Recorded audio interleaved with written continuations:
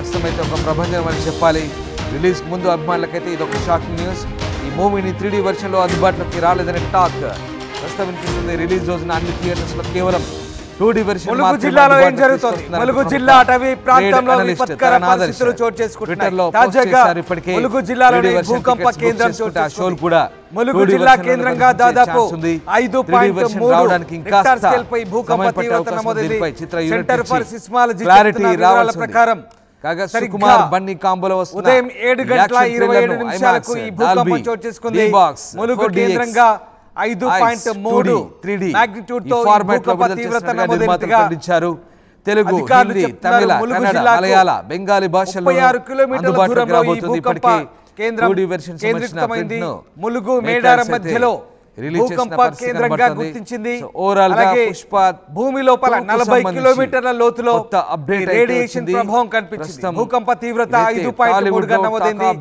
మేడారంలోని భూకంపం ఇల్లందు, ములుగు, భద్రాచలం, మణుగూరు, విజయవాడ, ఏలూరు, హైదరాబాద్ లోని పలు ప్రాంతాల్లో భూమి కంపించింది. కొద్ది రోజులుగా ములుగు కేంద్రంగా తీవ్ర పరిణామాలు చోటు చేసుకుంటున్నాయి.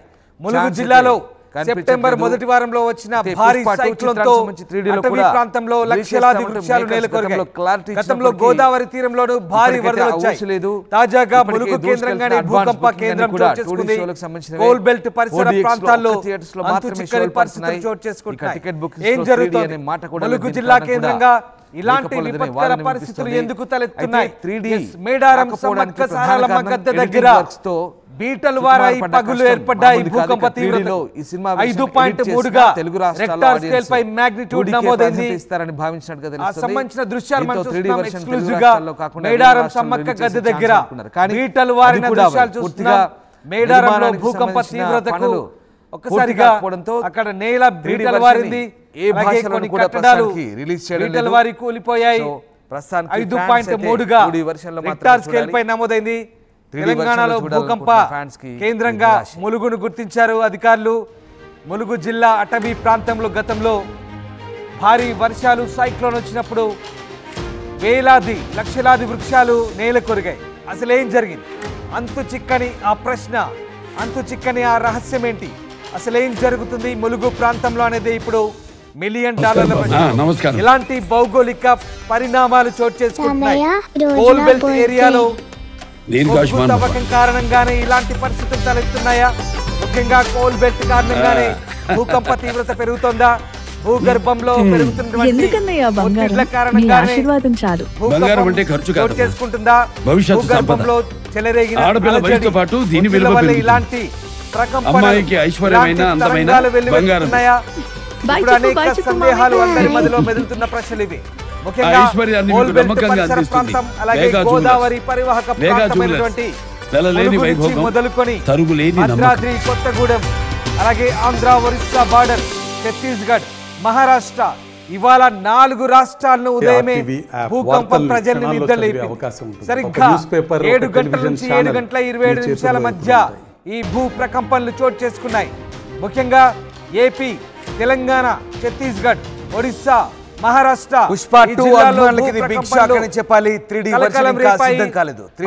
దృశ్యాలు మేడారం ప్రాంతంలో ప్రకంపనల కారణంగా సమ్మక్క సారలమ్మ గద్దె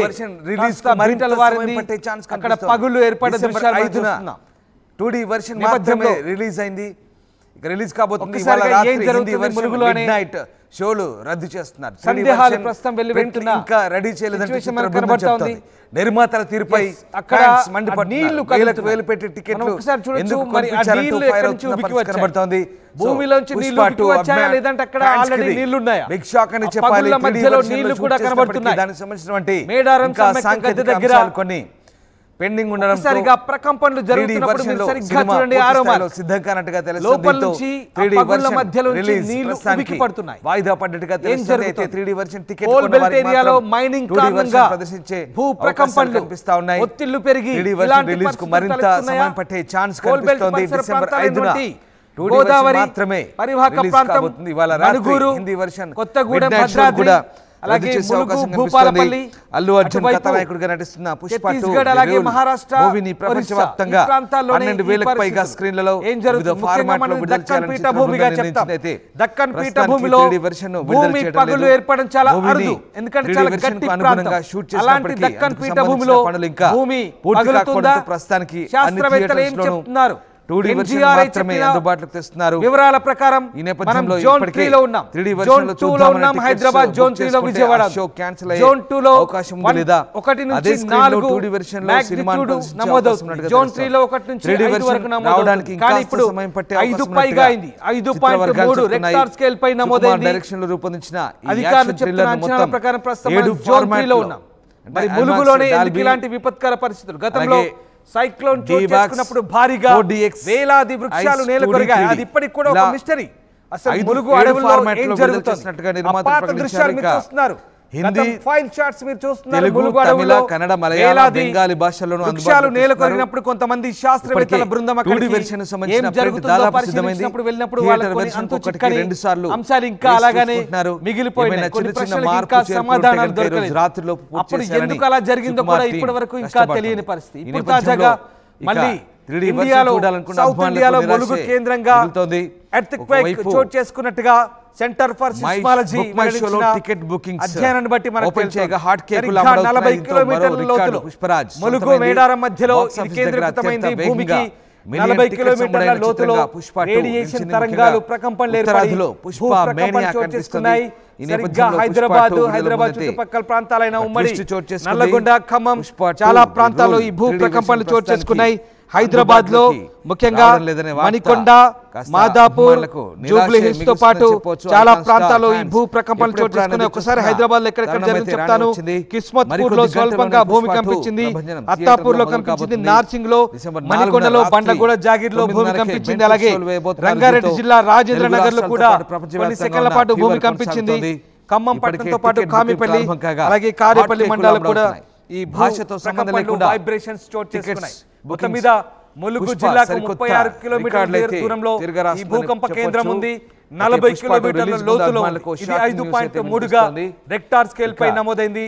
తరణ్ మేడారం ఆదర్శనే ఓ ట్రేడర్ ములుగు మధ్యలో పుష్ప 2 దీని మూవీకి తీవ్రత సంబంధించిన కనిపిస్తోంది. ఒక అప్డేట్ ఇచ్చారు. Correspondent Venkataratnam Jainayya. 3D version not Venkataratnam, released in అసలు this ములుగు week. కేంద్రంగా The 3D ఇలాంటి version of విపత్కర Pushpa 2 పరిస్థితులు, భౌగోళిక will not release మార్పులు this Thursday, జరుగుతున్నాయి. 5th అసలు ఏం December. జరుగుతుంది? గతంలో 2D version will cyclone arrive వచ్చినప్పుడు as వేలాది scheduled వృక్షాలు on నేలకొరిగాయి. ఇప్పటికి కూడా 5th December అది అంతు చిక్కని రహస్యంగానే 24. మిగిలింది. తాజాగా Additionally, భూకంప there will be తీవ్రత no midnight కేంద్రం shows ములుగు for గాని the Hindi version of Mulugu Pushpa ప్రాంతంలో 2 ఎందుకు ఇలాంటి on Wednesday విపత్కర night, పరిస్థితులు చోటు చేసుకుంటున్నాయి? 4th December భూగర్భంలో ఏం 24 జరుగుతోంది? దీనికి తరణ్ సంబంధించి ఆదర్శనే స్థానికంగా ఓ సినిమా శాస్త్రవేత్తలు ట్రేడర్ కావచ్చు, అక్కడ ఉన్నటువంటి ప్రజల చేసిన అభిప్రాయం ట్వీట్ ఏంటి? ఎలాంటి అభిప్రాయాలు వ్యక్తం అవుతున్నాయి? తరణ్ ఆదర్శ్ ప్రస్తుతానికి సెంటర్ ఫర్ సిస్మాలజీకి సంబంధించినటువంటి అధికారులు గతంలో ములుగులో ఒకసారి ఏడూరు నగరం అటవీ ప్రాంతంలో జరిగినటువంటి పరిస్థితిని, సైక్లోన్ లాంటి పరిస్థితిని పరిశీలించారు.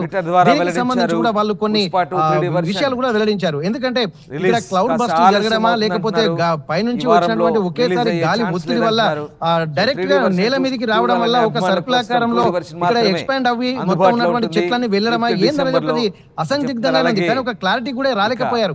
కానీ వాళ్ళు చెప్తున్న ఒక 4-5 రకాల సూచనలు చేస్తారు. దీనికి సంబంధించి ఒకసారి సైక్లోన్ రావడము దీనికి ఒక కారణం అంటున్నారు.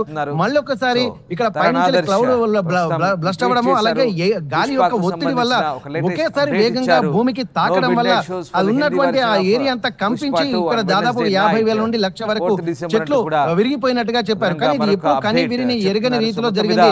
ఇక్కడ సైక్లోన్స్ అనేవి పట్టణాలు కొన్ని ప్రాంతాల్లో వస్తున్నాయి. కానీ అటవీ ప్రాంతంలో అది కూడా దక్కన్ పీఠభూమి లాగా ఉన్నటువంటి ఇక్కడ ఏడూరు నగరం ఒక అభయారణ్యం.